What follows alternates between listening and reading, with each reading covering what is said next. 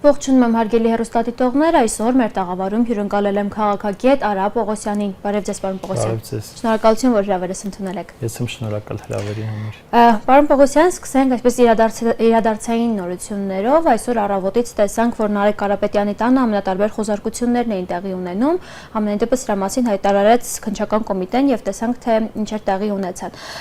Այս ամենը առհասարակ ինչի մասին է խոսում, մանավանդ որ վերջին շրջանում նրա անվան հետ ամենատարբեր շահարկումները տեղի ունեցան։ Ինչ պատկեր կստանանք այս առումով։ Խնդրեմ ձեր մեկնաբանությունը։ Ակնհայտ է, որ Հայաստանում սկսվել է քաղաքական հետապնդումների շարք, եւ այդ շարքը ես նույնիսկ կարծում եմ, որ ոչ Նարեկ Կարապետյանով է սկսվել կամ ավարտվելու եւ ոչ էլ մյուսներով։ Դա շարք է, որի նպատակն է իշխանության դիրքերի ամրացումը, անդիմադիր հայացքներ ունեցող հատկապես առավել ակտիվ մարդկանց, այսպես ասենք, դելեգիտիմացումը, նրանց անվան հետ կապված տարբեր այսպես միջադեպեր բերելը, որոնք հետագայում կպարզվեն բնականաբար, որ չեն համապատասխանում իրականությանը, բայց այստեղ խնդիրը քարոզչական բաղադրիչն է։ Այ մենք ունենք բազմաթիվ դատական գործեր, մարդկանց ձերբակալել են, ամենատարբեր մեղադրանքներով, այդ մարդկանց անվան վրա հետք թողնելով, հասարակական ընկալումներով այդ մարդկանց կերպարները աղճատելով, հետագայում բնականաբար դատարանները կայացրել են համեմատաբար արդար վճիռներ կամ արդարությանը մոտ վճիռներ, բայց հասարակության մոտ նրանց ընկալումները չեն փոխվել։ Եվ սա նման է վարկաբեկվում է մարդկանց բարի համբավը եւ դրա պատասխանատունով պիտի լինի։ Գեբելսյան մեթոդներին, երբ որ ուղղակի պետք է մարդու մասին կամ ընդհանրապես սուտը կեղծիք այնքան ասել, մինչև կնստի հասարակության գիտակցության մեջ, հետագայում ինչքան ուզում են թող արդարանան, միևնույն է այլևս այդ հետ process-ը տեղի չի ունենում կամ առնվազն որոշակի նստվածք թողնում է։ Եվ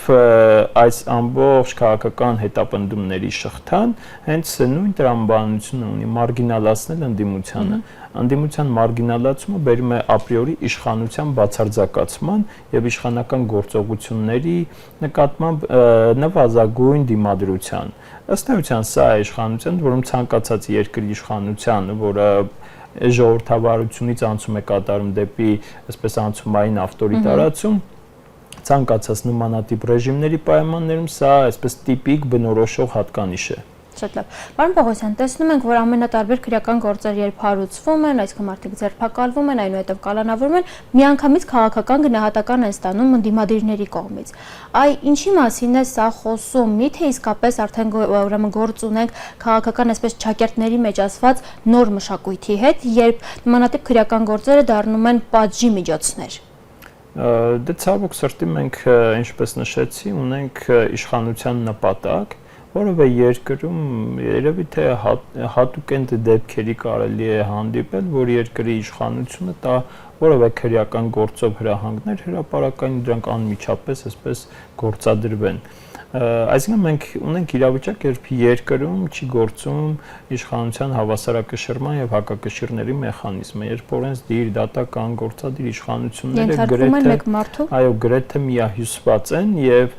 գործում են նույն կամ գրեթե նույն կենտրոնի թելադրանքով։ Ու այստեղ մենք ունենք ֆունդամենտալ խնդիրներ եւ երբ ես ասում եմ, որ հիբրիդային ժողովրդավարությունից մենք նահանջում ենք դեպի ավտորիտարացող ռեժիմ, հենց սա նկատի ունեմ։ Շատ լավ։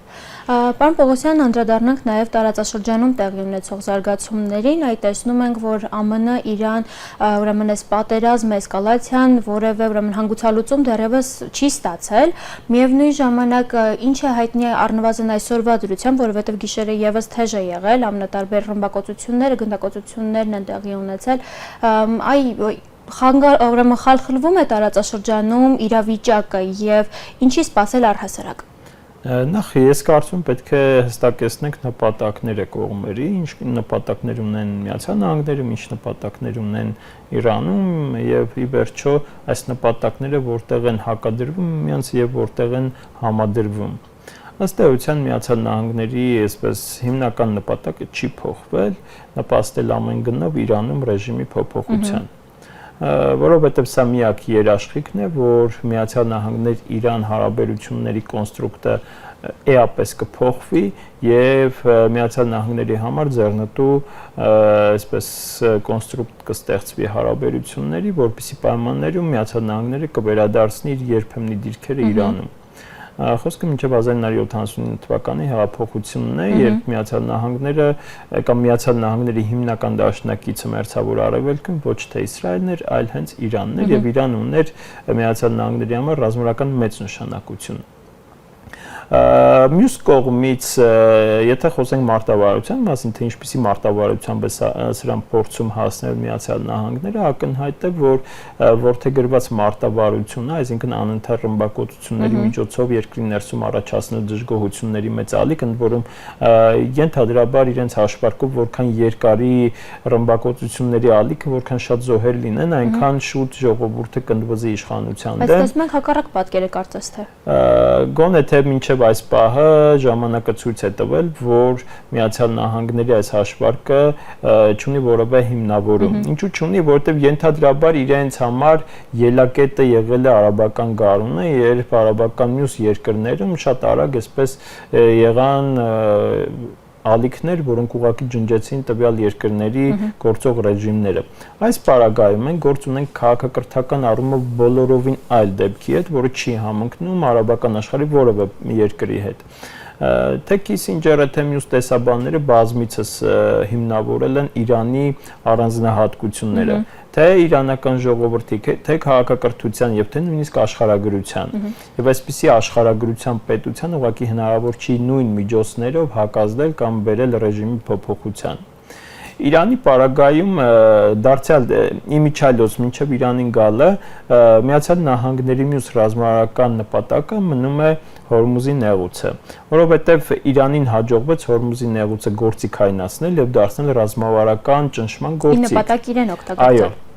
Ինչը ըստ էության Միացյալ Նահանգներում չէին սպասում եւ այն կարճատև դադարը, որ մենք ունեցանք, տպավորություններ Իսլամաբադի գործընթացը կբերի կողմերի միջև այսպես պայմանավորվածության ամրապնդման, այս կարճատև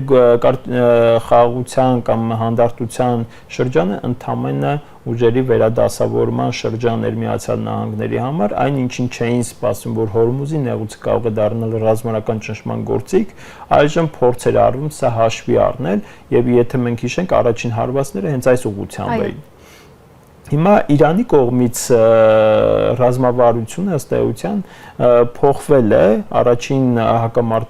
ամերիկա-իրանական հակամարտության ակտիվ փուլի հետ համեմատած մենք տեսնում ենք բոլորովին այլ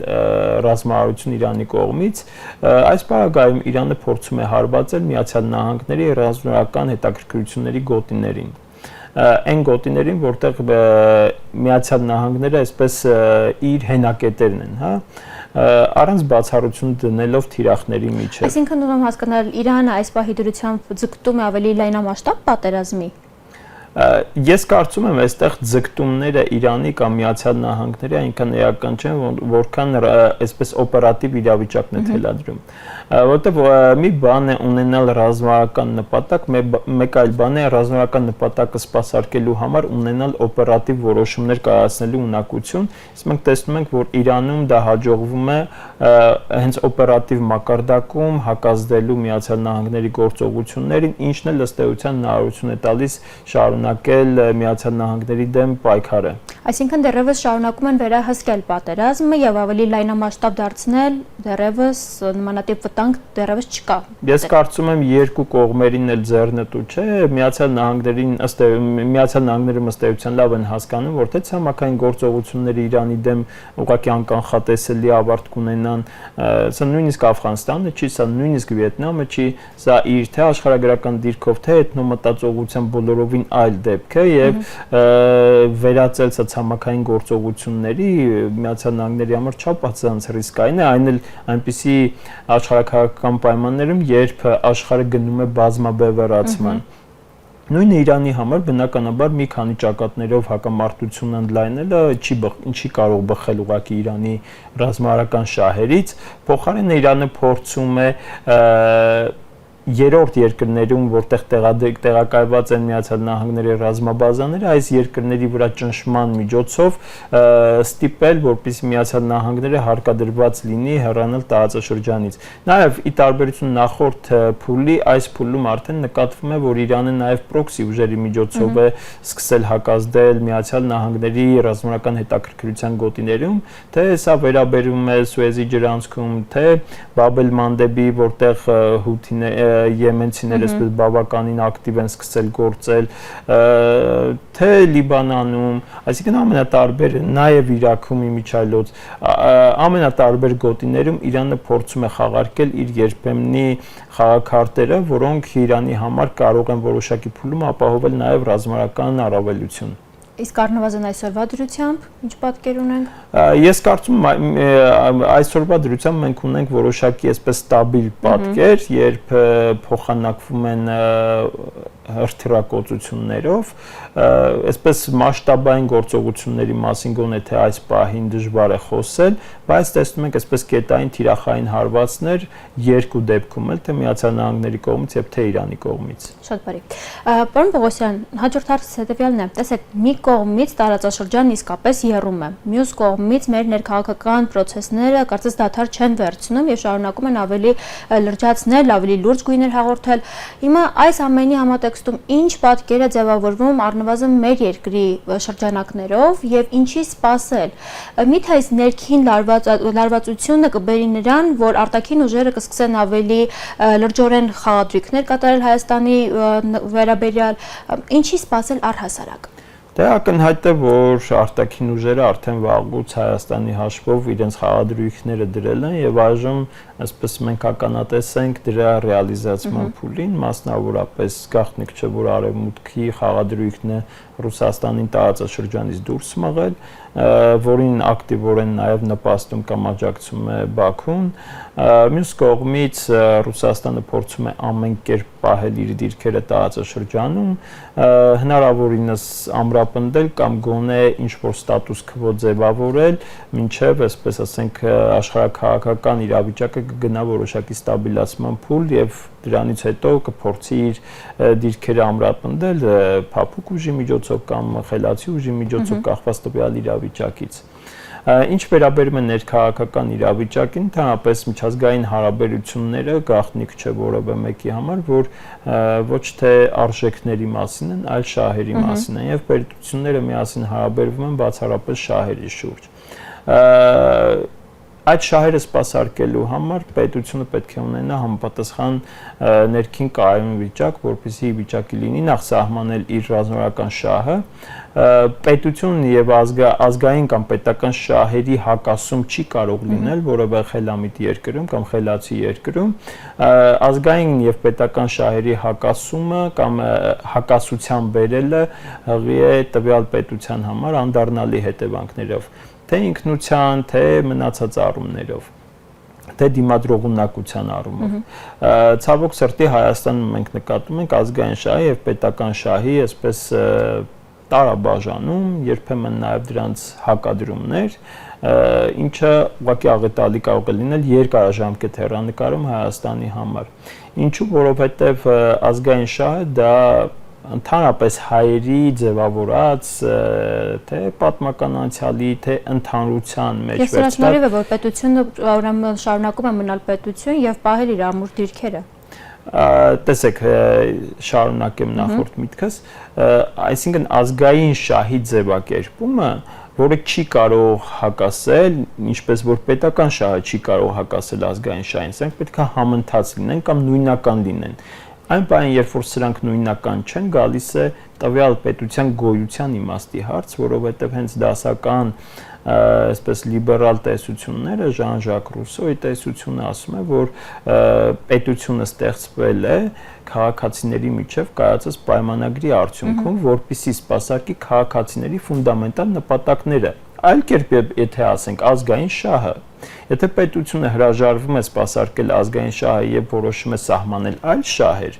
պետության եւ իշխանության աղբյուրի միջև ձևավորվում են հակասություններ։ եւ այս հակադրությունները բերել են խոր անդունդ միգուցե։ Դա կարող ենք ասել անդունդ, կարող ենք ասել հակասություններ, այս հակասությունները ի վերջո բերում են պետության դեֆորմացիայի։ Այսինքն, երբ որ քաղաքացին կամ իշխանության աղբյուրը տվյալ պետությունը սկսում է իրեն օտար զգալ, օտար համարել, սկսում է պետության գոյության իմաստի փնտրտուք, լավ, եթե ինքը չի սպասարկում իմ ֆունդամենտալ շահերը, այդ պարագայում ինչ իմաստ ունի պետության պահպանումը։ Եվ այստեղ է, որ առաջանում է չափազանց խորքային խնդիրներ, որոնք բերում են պետության դեգրադացմանը։ Այսպիսի պետությունների օրինակներ շատ կան, որոնք մենք տեսել ենք, որ ի վերջո փլուզվել են։ Այդպիսիներ թե սովետական միությունը, որը իր կառուցվածքով կայսրությանը բնորոշ միութենական պետություն էր, բայց խորքում իր գաղափարախոսական կամ փիլիսոփայական առումով կայսրություններ, հետեւաբար ազգային շահի գաղափարն էր այստեղ, այսպես նորից հակասության մեջ մտել պետական շահի գաղափարի հետ։ Հետևաբար պետության ներսում ժողովրդի եւ իշխանության միջև հակասությունների սրումը բերում է անխուսափելի դիմադրողունակության նվազման, ինչը արտաքին ուժերի համար պարարթող է, որպեսզի իրենց գործունեություն անեն ցանկացած կերպով իրենց շահերը սպասարկեն ի հաշիվ տվյալ պետության շահերի։ Շատ լավ։ Պարոն Պողոսյան, տեսեք, մի կողմից Իրանը իսկապես սեփական երկրի անվտանգության հարցերով է հիմա զբաղված, մյուս կողմից Հայաստանի հարավում դեռևս շարունակվում է այսպես շահարկվել թրիփի թեման։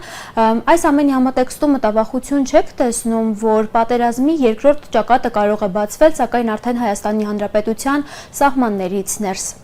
Կարծում եմ նախ թրիփի մասով դեռևս չափազանց վաղ է ենթադրություններ անել, որովհետև ի վերջո թրիփը կենսունակ նախագիծ կլինի միայն այն պարագայում, երբ տարածաշրջանում կդադարեն հրթիռակոծությունները։ Դա կլինի Իրանում, դա կլինի, չգիտեմ, Իրաքում, առանց հարավային Կովկասում։ Այո, մերձ հարավային Կովկասում։ Առանց այս հրթիռակոծությունների դադարման ես կարծում եմ, որ թրիփը այսպես շատ ավելի քարոզչական բնույթ ունի, ավելին ասեմ, որ թեպետ թրիփի մասին, այսպես տնտեսական օգուտի մասին են Հայաստանում շատ սիրում խոսել, որի որևէ հաշվարկ չկա, որի մասին նույնիսկ մոտավոր պատկերացում չկա եւ ինչու են սրա մասին այսպես խոսում, որովհետեւ ներդրումները լինելու են Միացյալ Նահանգների կողմից, հետեւաբար տնտեսական շահի մասին այստեղ շատ քիչ են մտածում։ Սա ապացուցում է այն, որ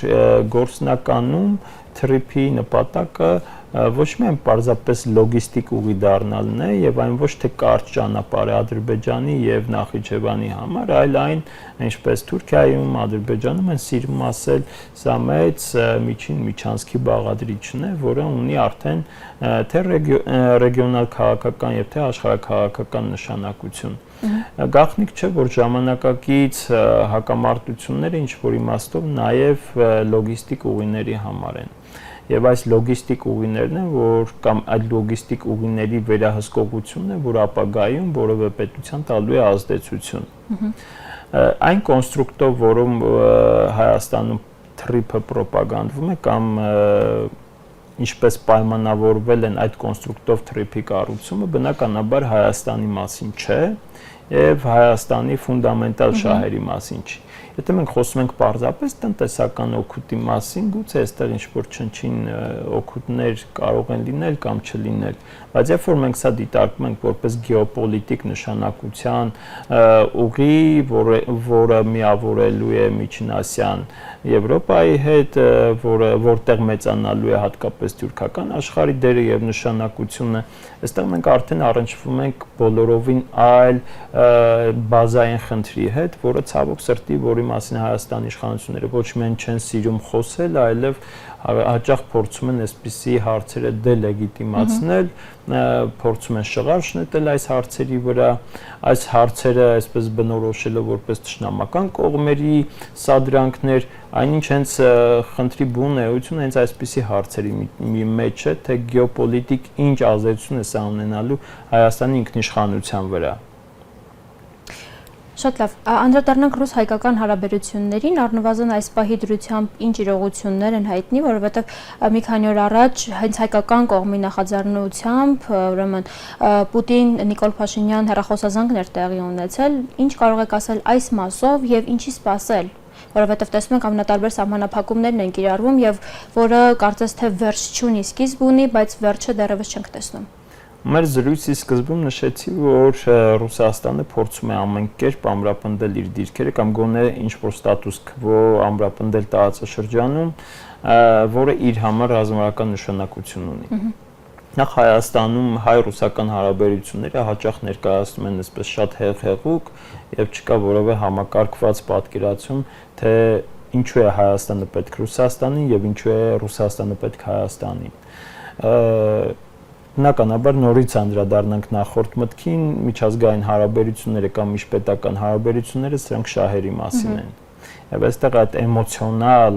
ֆոնը գոյություն չունի, ով դավաճանեց, չգիտեմ ովումից ինչ տարավ, միջազգային հարաբերություններում սրանք ընդհանրապես քող են արտաքին դիտորդի համար։ Էմոցիաները պիտի անջատել։ Գործնական, պրակտիկ քաղաքականությունը բացառապես շահի մասին է։ Երկու պետություններ